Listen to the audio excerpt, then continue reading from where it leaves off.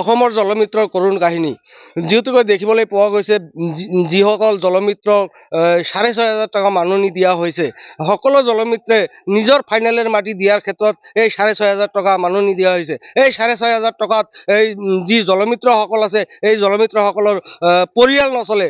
এই পৰিয়াল নচলাত দেখিবলৈ পোৱা গৈছে বিশ্বনাথ চাৰিআলিৰ এজন শ্ৰমিকৰ ইতিমধ্যে মৃত্যু হ'ব লগা হৈছে।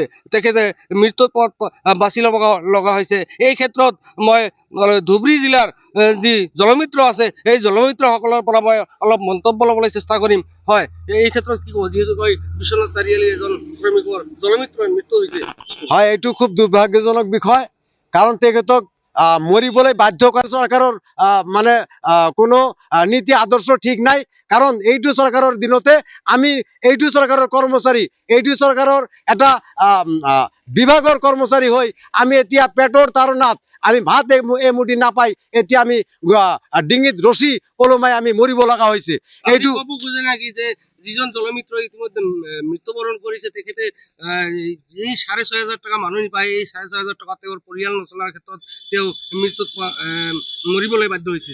এইটো খাটাং, এইটো 100% যে এই ৬,৫০০ টকা চলিব পৰা নাই আৰু কিছুদিনৰ পৰা দৰমহা বন্ধ হোৱাৰ কাৰণে তেখেতে পাৰিবাৰিক সাংসাৰিক বিভিন্ন প্ৰেছাৰত পৰি পেলাই এইফালে বিভাগৰ প্ৰেছাৰত পৰি পেলাই বেলেগ ঠাইত কামো কৰিব যাব নোৱাৰে। কাৰণ বিভিন্ন প্ৰেছাৰত তেখেতে এইটো চৰম সিদ্ধান্ত বাছি ল'বলৈ বাধ্য হৈছে।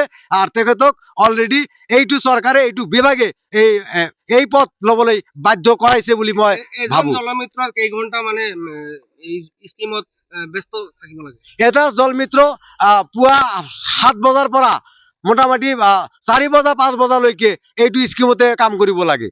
হয়, একচুৱেলি ক'বলৈ গ'লে যে এজন জলমিত্ৰই 7 ঘণ্টা এইখন স্কিমত লাগি থাকিব লাগে, তেনেহ'লে প্ৰতিজন ৰাইজে তেতিয়াহ'লেহে এই বিশুদ্ধ খোৱা পানী পাব। এই 7 ঘণ্টা এই গোটেই দিনটো এজন জলমিত্ৰ প্ৰতিখন স্কিমত লাগি থাকিব লাগে। এই প্ৰতিখন স্কিমত যে লাগি থাকে এই ৬,৫০০ টকাৰ যি মাননি দিয়া হয় এই ৬,৫০০ টকা মাননিত তেখেতৰ পৰিয়াল নচলে। এই পৰিয়াল নচলাৰ ক্ষেত্ৰত ইতিমধ্যে বিভিন্ন বাতৰিত প্ৰচাৰ হৈছে বিশ্বনাথ চাৰিআলিৰ যি এজন জলমিত্ৰ তেখেতে মৃত্যুৰ পথ বাছি ল'ব লগা হৈছে।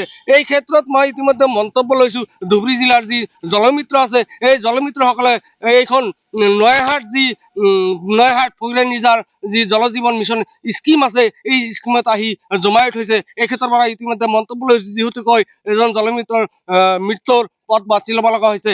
এই ক্ষেত্ৰত অসম চৰকাৰ আৰু এই জল জীৱন মিছনৰ যি বিভাগীয় কৰ্তৃপক্ষ আছে আৰু যি মন্ত্ৰী আছে এখেতে কেনেধৰণৰ পদক্ষেপ গ্ৰহণ কৰিব যিহেতুকৈ এজন জল জীৱন মিছনৰ যি জলমিত্ৰৰ মৃত্যু হৈছে এই মৃত্যুক লৈ কিবা মাননি হিচাপত যিহেতুকৈ তেখেতৰ পৰিয়ালৰ একমাত্ৰ উপাৰ্জনকাৰী ব্যক্তি আছিল এই জলমিত্ৰজনৰ ক্ষেত্ৰত কেনেধৰণৰ পদক্ষেপ গ্ৰহণ কৰিব সেয়া হ'ব সময়ত লক্ষণীয়। যিকোনো খবৰৰ বাবে যোগাযোগ কৰক 7099017330 লগতে 7099017110 নম্বৰত।